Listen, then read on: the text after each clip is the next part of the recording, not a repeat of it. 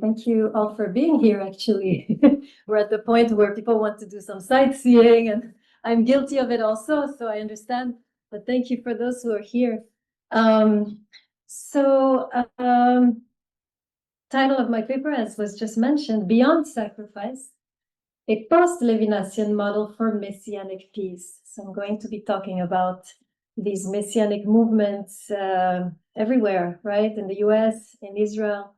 And I'm going to be giving a kind of Levinasian commentary on what is happening.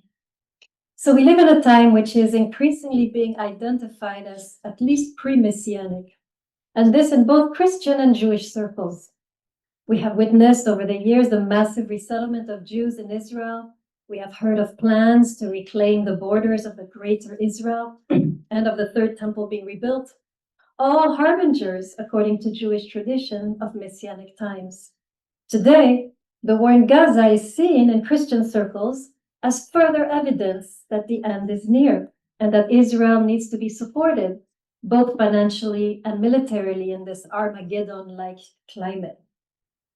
While there's plenty of internal criticism of this ideology within Judaism and Christianity, the purpose of this paper will be to critically look at these pre-Messianic endeavors in light of the philosophy of Emmanuel Levinas. What does Levinas have to say about the ushering in of Messianic times and the way we are doing it today in both Jewish and Christian circles? Is the concept of sacrifice developed in Otherwise Than Being still relevant to these post-Holocaust times? And more pertinently, can we even mention sacrifice in the aftermath of October 7? Or must we look to another set of values, still in Levinas, to guide us? Part 1, Cain or the possession of the land. Cain in the Bible, Cain. One of the most important tenets of Messianic times has to do with the gathering of Jews from the four corners of the earth to the land of Israel. What began as a purely secular movement of resettlement of Jews in the 19th and 20th century with the creation of the State of Israel has progressively been reinterpreted in light of Messianic texts, Rav Kook being the main figure of this reinterpretation. According to Rav Kook, the secular Zionist movement has become, in spite of itself, a Messianic harbinger, and we ought to build on it, work with it, rather than dispute and criticize it. His son, Rabbi Tzvi Yehuda, following in his father's footsteps, also sees the State of Israel as a sign of Messianic fulfillment. But unlike his father, or more radically than his father, he believes that Jews should take an active part in reclaiming the territories of the, quote, greater Israel, unquote. The repossession of the land of Israel thus may be seen as a way to hasten or to lend a hand to the Messianic fulfillments. Today in Israel, there are a number of political parties with influence in the government who take that line of thought very seriously. While there exists plenty of criticism of this agenda, this specific agenda of the greater Israel, within both Judaism and Christianity, I would like to approach this issue from a philosophical perspective, notably from a Levinasian perspective. What would Levinas say about all this? Interestingly, one of the most important warnings of Levinas has to do with the drive to possess the land, one of the main tenets of Rabbi Tzvi Yehuda's brand of religious Zionism. In Otherwise Than Being, Levinas mentions the story of Cain and Abel as an object lesson as to what the drive to possession can lead to. Let us first take a look at the words of Levinas and then excavate the meaning of it. I'm quoting. Why does the other concern me? What is Hekubah to me? Am I my brother's keeper? These questions have meaning only if one has already supposed that the ego is concerned only with itself, is only a concern for itself. In this hypothesis, it indeed remains incomprehensible that the absolute outside of me, the other, should concern me. End of quote, Otherwise Than Being 117. The allusion to Cain is brief. Am I my brother's keeper? That's a quote from the story. But the association of Cain with the ego concerned only with itself merits our attention. Let us go back to the biblical text. Cain is described in Genesis 4 as a man, Ish, that Eve has acquired with God. The epithet man has a very strong connotation in the Hebrew Bible and situates Cain immediately as the main character of the story. Moreover, his name, Cain, is associated in our passage to the word kanda, it's the same root, which means to possess or to acquire. Cain is thus not only the main character, but the center of the universe. He owns the land. It is his. Everything else is relegated to the margins. In comparison, his brother has no true substance, as his name Hevel indicates, Hevel, breath. He exists neither in his mother's gaze nor in his brother's.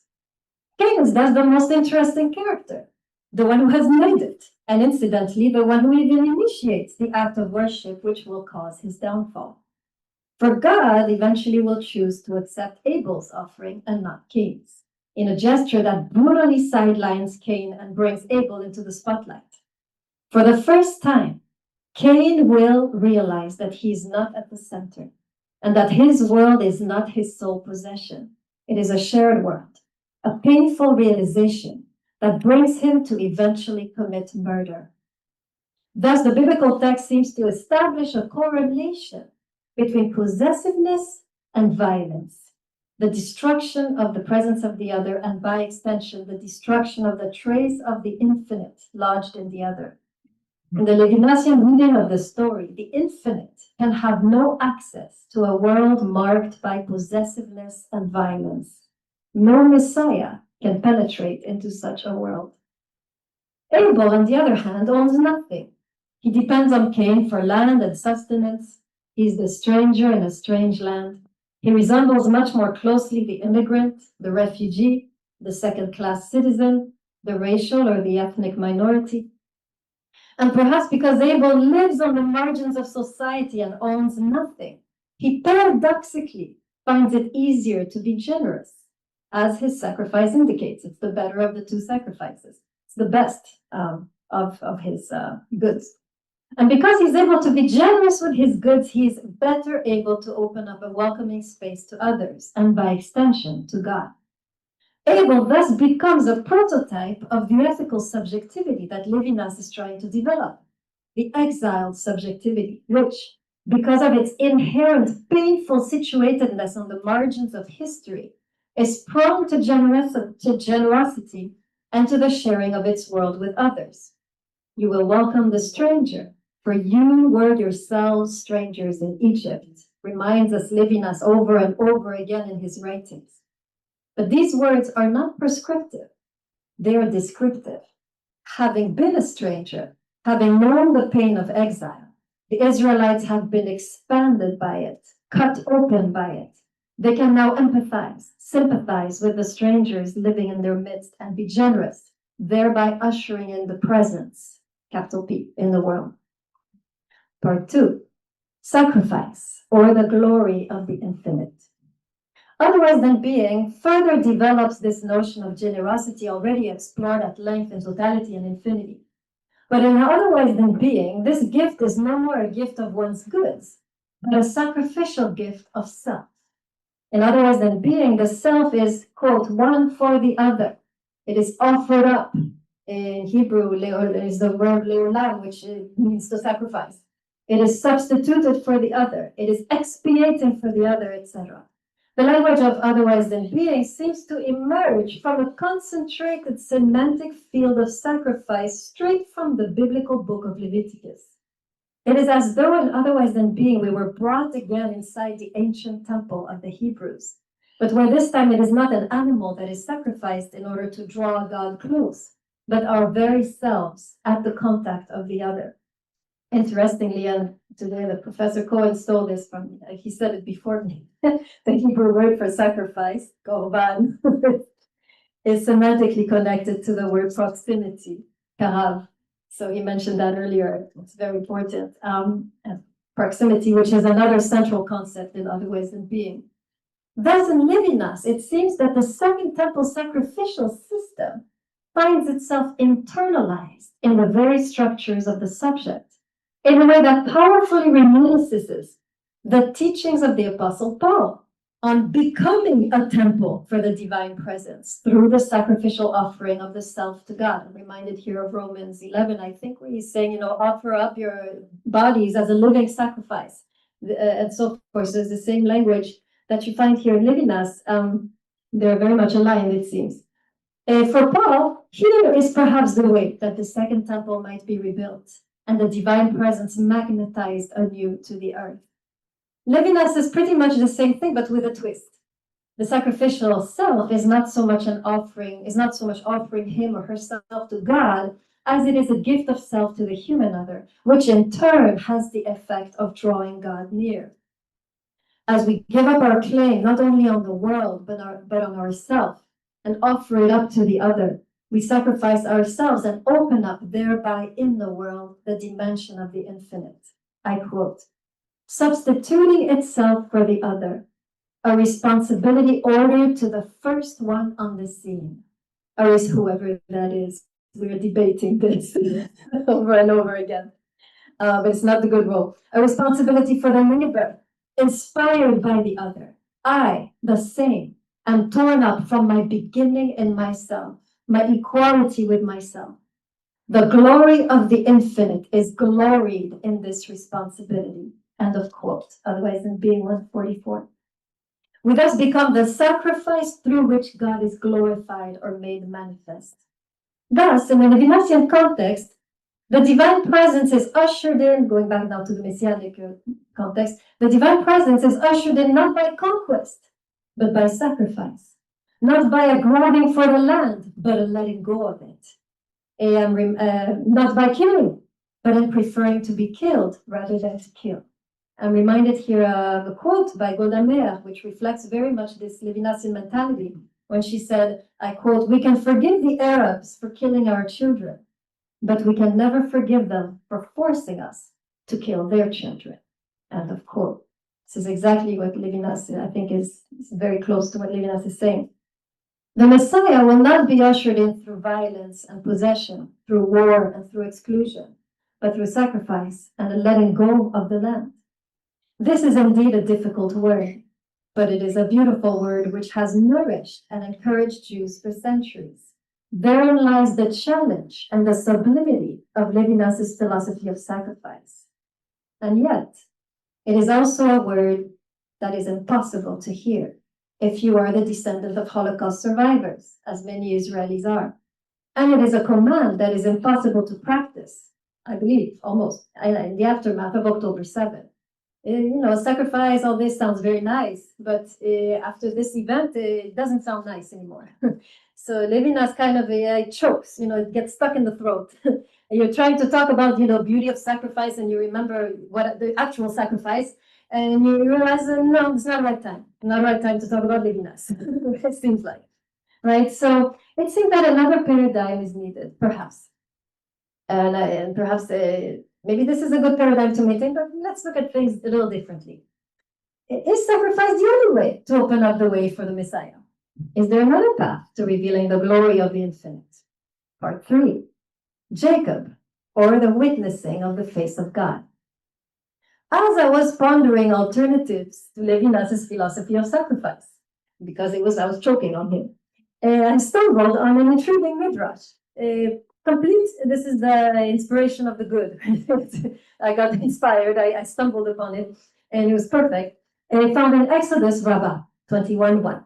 I'm going to quote and explain as I'm quoting, it's a little convoluted.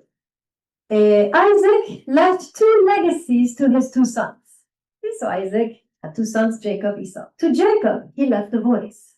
And they quote here, Genesis 27, the voice is the voice of Jacob. So remember when Isaac is recognizing the 2 sons, he says, the voice is the voice of Jacob. And then he says, but the hands are the hands of Esau. So they're playing on these 2 distinguishing features. So the voice is the voice of Jacob. So the voice belongs to Jacob. And then while to Esau, he left the hands. I quote Isaac, the hands are the hands of Esau. So the Midrash continues, Esau took pride in his legacy, as scripture says, quote, Edom said unto him, thou shalt not pass through me, lest I come out with a sword against thee. So the hand of the sword, right? So Esau, so explaining Edom is the descendant of Esau, and it's the nation that forbade Israel to come through as the Israelites were coming from Egypt into Canaan. So he said, I will brandish the sword, the hand, right, against you if you come through. So that's how they explain Esau. Jacob took pride in his legacy. For scripture says, and we cried unto the Lord, the God of our fathers, and the Lord heard our voice. Okay, so the Midrash is basically saying Jacob was, the two sons were given two specific gifts. Esau was given the gift of the hand, power, right? And Jacob was given the gift of the voice, which has to do with the prayer, right? So, and then that's the end of the Midrash. And I'm going to now develop this. Let us excavate this passage. Edom, or Esau, represents Cain here very well in his grasping hands, which refused to share the fruit of the land with the exhausted Hebrews coming from Egypt. Like Cain, the grasping attitude of Esau foreshadows violence. Lest I come out with a sword, he says. But in contrast to Esau, we now have Jacob. Rather than the sacrificial Abel, or Hevel, who ends up murdered at the hands of Cain, we have the tough and gritty Jacob, who seems to always make it through difficult situations and is gifted with avoiding death. Maybe Jacob is a better friend of the Israelis than Abel. And unlike Abel, Jacob lives and endures. He's incredibly fruitful, giving birth to the 12 tribes of Israel. But in this midrash, Jacob is given a very specific gift, his voice. Let us explore this further. One way to understand Jacob's legacy of a voice is to see it as Jacob's ability to voice his concerns to God, to pray to God, thereby making it through tough times because of this. Thus, rather than being possessive and violent, Jacob, whose name actually means grasping at the heel, so he's a grasper also, and he has to learn to let go of this grasp on the world in order to receive the blessing that incidentally was always meant for him. He finally learns this lesson in the throes of his wrestling with the man in the night. In this biblical story, Jacob is seen in his usual grasping stance, refusing to let the man go until he has blessed him.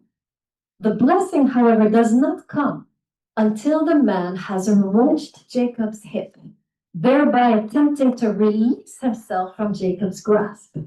So it's when Jacob finally, his grasp is opened by the man. He further releases himself from Jacob by refusing to tell him his name. That is, by refusing to allow his essence or power to be grasped by Jacob.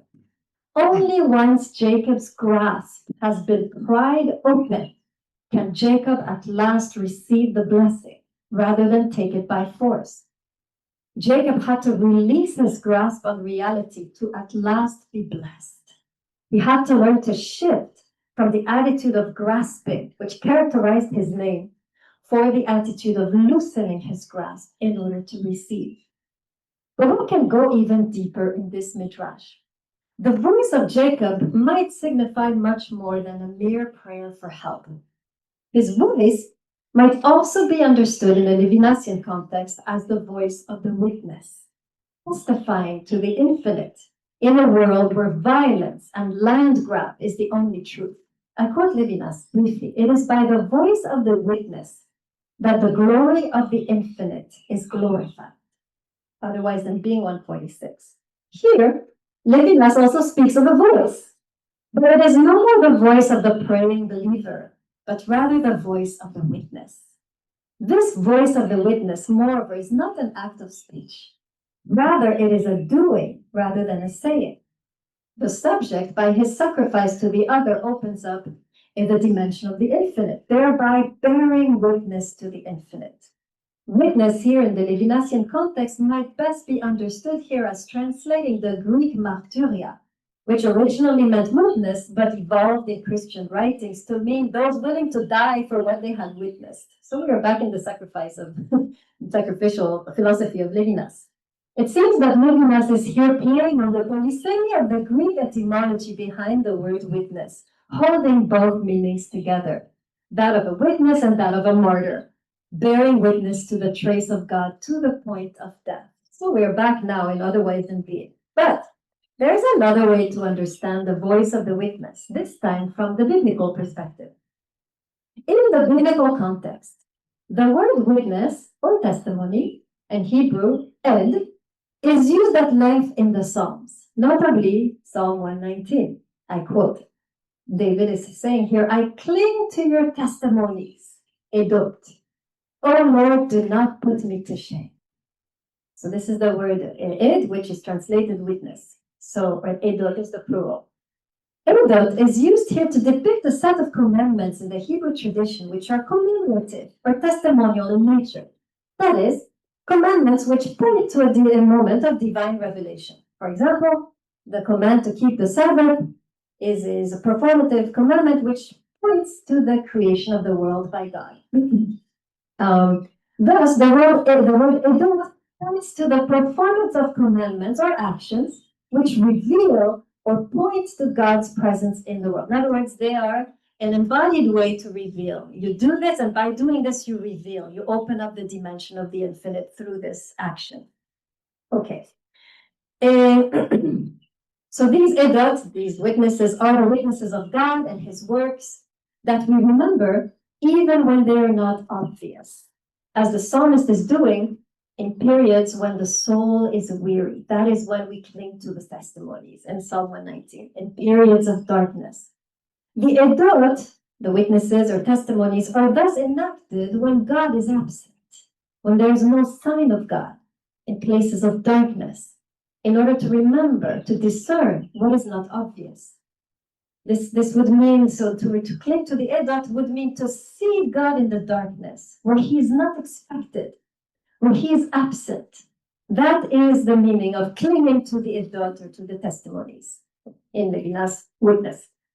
As such, the Hebrew understanding of witness that does not have the immediate connotation of sacrifice, as it does in the Greek. It has rather to do with the ability to reveal the divine presence in a moment where that presence is not easily perceived. The voice of Jacob can thus be a witness in this sense, an ability to perceive God in the absence of God and to voice it. As such, it becomes the ability to see God in the very negation of God, in the face of the destroyer, in the face of the executioner, in the face which denies God, denies the trace of God in the other and violently persecutes it. To see God in the face of the brute, in the face of Amalek, in the face of these human animals that torture, violate, butcher, in one word, in the face of Esau. For to see your face is like seeing the face of God, utters Jacob to Esau when he is standing before him after all these years. Faced with violence, with the threat of death, with the brute that his brother had always been, faced with possible or rather sure annihilation, since Esau had sworn that he would destroy him, Jacob has the prophetic insight to discern in the brutish traits of his brother, beyond his violence, his brutality, his cruelty, the trace of the infinite. And then he has the courage to voice it, to speak it forth, to testify to it, thereby revealing the trace of the infinite in his brother's face. Levinas, it is by the voice of the witness that the glory of the infinite is glorified. In this moment, the infinite that could not stand the light of day in the preceding story at Peniel when Jacob is wrestling with the man, it is now fully glorified, magnetized, welcomed into the world. It is not war or violence that prepares the way for the infinite, but rather the clinging to the testimony, the clinging to the belief that in the face of my enemy, the one who precisely wants my annihilation, glimmers still the spark of the infinite.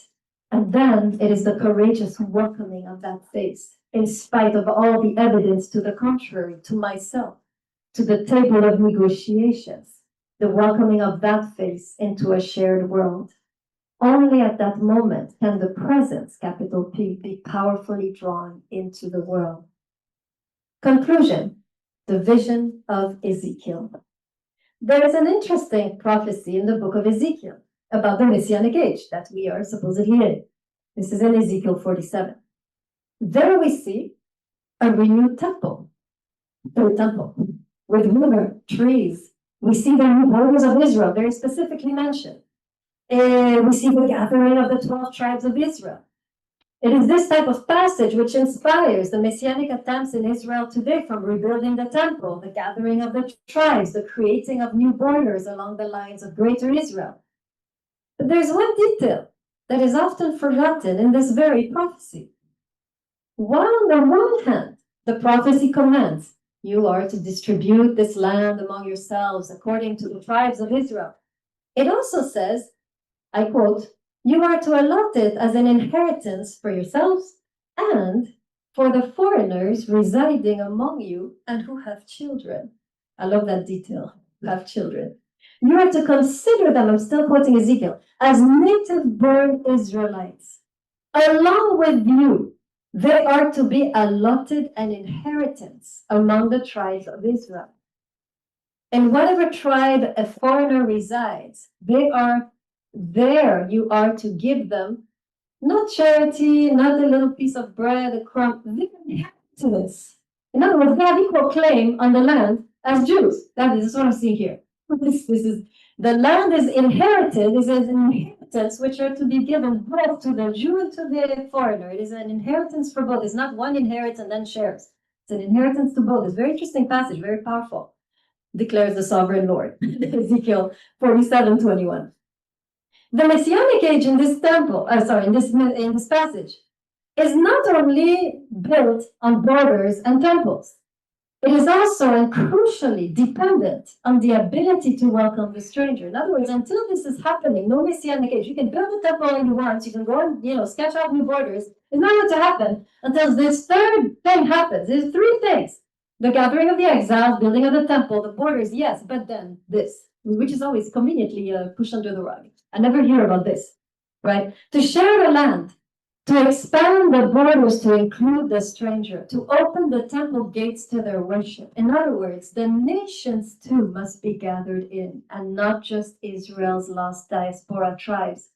This passage reminds us that there can be no messianic intervention until we, Israel, have learned to live in peace with the stranger in our midst, whether this be the Sudanese refugee, the secular Zionist, the Christian Gentile, the Messianic Jew, and might I say, the Palestinian Arab.